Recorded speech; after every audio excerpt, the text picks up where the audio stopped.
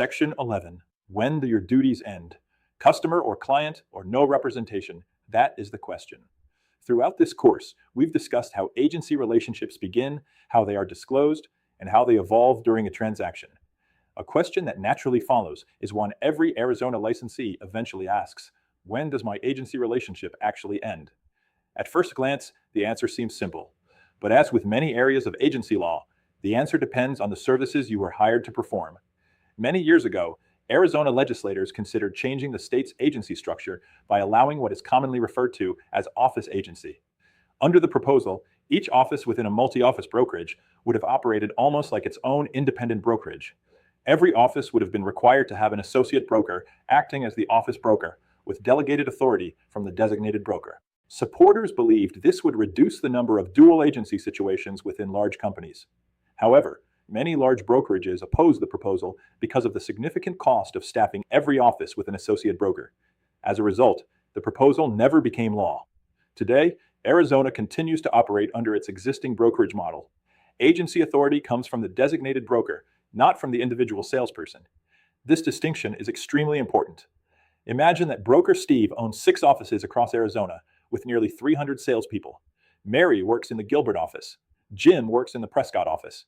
They've never met and work hundreds of miles apart. If Mary sells Jim's listing, the brokerage is representing both parties because both agents work under the same designated broker.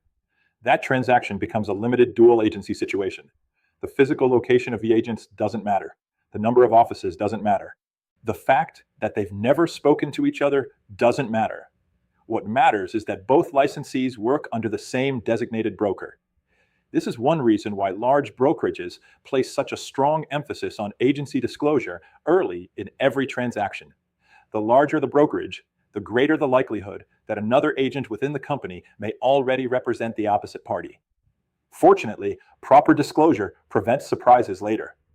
One of the most common mistakes new licensees make occurs when they become so excited about helping buyers that they forget to complete the agency paperwork. Imagine spending 3 weekends showing homes to a buyer. You've answered financing questions. You've recommended inspectors. You've discussed neighborhoods. You've negotiated on several properties.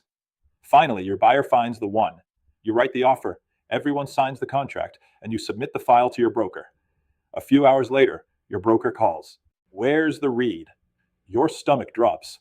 You realize you never completed the agency disclosure. Now you're faced with the uncomfortable task of returning to the buyer to explain why additional paperwork is suddenly needed after the contract has already been written. Situations like this can usually be avoided by developing one simple habit. Never show property until your agency discussion has been completed. Good systems prevent bad surprises. If paperwork is accidentally overlooked, don't attempt to solve the problem yourself by changing dates or modifying documents after the fact. Instead, immediately notify your broker and follow the brokerage's instructions. Every situation is different, and your broker will determine the appropriate way to correct the file while maintaining accurate documentation. So, when does agency actually end? Many licensees assume that once escrow closes, every duty they owe their client automatically disappears. That isn't entirely true. The agency relationship generally ends when you've completed the task you were hired to perform. If a buyer hired you to help purchase a home, your agency relationship usually ends when that transaction successfully closes. If a seller hired you to market and sell a property, your agency relationship generally ends when the sale closes and your responsibilities under that listing agreement have been completed. But what if your assignment involves more than one transaction? Suppose a client hires you to sell their current residence and help them purchase another home. Although you're working with the same individual, you're actually performing 2 separate agency assignments. Once the listing closes, your duties as the seller's agent have been completed. You then begin a separate buyer representation relationship as you help them purchase their replacement home. Each assignment stands on its own. Likewise, imagine an investor hires you to locate 5 rental properties. Your assignment isn't complete after the first closing. You've been hired to complete a larger objective. In that situation, the agency relationship generally continues until the agreed-upon assignment has been completed or otherwise terminated. The important lesson is that agency doesn't always end simply because one escrow closes. It ends when the agreed-upon representation has been fulfilled. Should you complete a new read form? Here's another situation many experienced agents eventually encounter. 5 months ago, you successfully listed and sold a client's home. Now they call again. I've decided to sell my vacation home too. Can you simply reuse the READ form they signed several months ago? Technically, the READ form isn't property specific. However, from both a risk management and documentation standpoint, many Arizona brokers prefer completing a new READ form for each new representation. Why? Because the previous agency relationship has already ended. Starting fresh eliminates confusion, documents the beginning of a new representation, and gives you another opportunity to review agency choices with your client. A simple explanation such as, "This is the same agency disclosure we reviewed previously. Since this is a new transaction, we're simply updating our paperwork," usually takes less than 2 minutes. Those 2 minutes may save hours of confusion later. A new transaction usually means a new conversation. Now consider another example. A homeowner hires you to list their property. The home sells successfully. Immediately afterward, they ask you to help them purchase another home. Although you're working with the same individual, your role has changed completely. The client is no longer acting as a seller. They are now becoming a buyer. That means your agency discussion should change as well. A new READE form should be completed reflecting your new role as the buyer's representative, allowing your client to make informed agency elections appropriate for the purchase transaction.